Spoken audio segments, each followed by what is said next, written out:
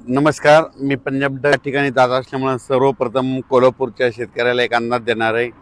कारण की कोल्हापूरकडे जात असताना कोल्हापूरच्या शेतकऱ्याला सांगू इच्छितो की तुमच्याकडे 8-9 दरम्यान 8-9-10 मेच्या दरम्यान एक मान्सूनपूर्व अवकाळी पाऊस येणार आहे. म्हणून हा अंदाज कोल्हापूर, सातारा त्या शेतकऱ्यांनी अंदाज लक्ष द्यायचा.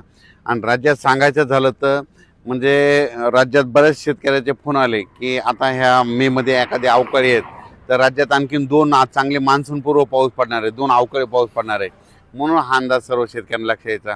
तर राज्यामध्ये 8-9-10च्या दरम्यान सांगायचं झालं तर विदर्भ, पूर्व विदर्भ आणि पश्चिम विदर्भात मग ज्यांच्याकडे हळद असेल तर तुम्ही काय करा, 8 तारखेपर्यंत तुम्ही तुमच्या हळदी काढून झाकून ठेवा. कारण की तुम्हाला सांगू इच्छितो 8-9च्या दरम्यान विदर्भामध्ये वर्धा जिल्हा झालं, नागपूर जिल्हा, भंडारा जिल्हा, गोंदिया जिल्हा, यवतमाळ जिल्हा, चंद्रपूर, गडचिरोली, त्याच्यानंतर अकोला, अमरावती, बुलढाणा,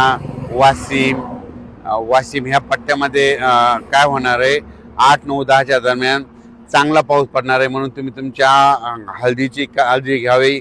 हळद असेल तर झाकून ठेवावे. कारण की हा पाऊस विदर्भामध्ये जरा हे जास्त राहणार आहे, पूर्व विदर्भ आणि पश्चिम विदर्भात जास्त प्रमाण राहणार आहे. म्हणून हा अंदाज विदर्भातल्या सर्व शेतकऱ्यांनी सर्वप्रथम लक्ष द्यायचा. त्याच्यानंतर आपण मराठवाड्याकडे वळू.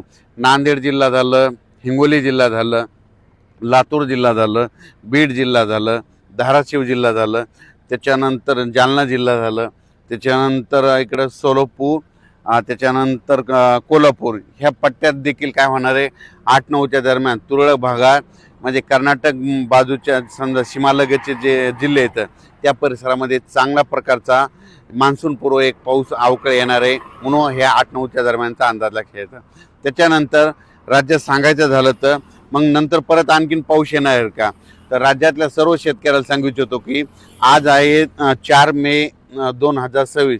आजपासून कंप्लीट 35 दिवस पाऊस राहिलेला आहे.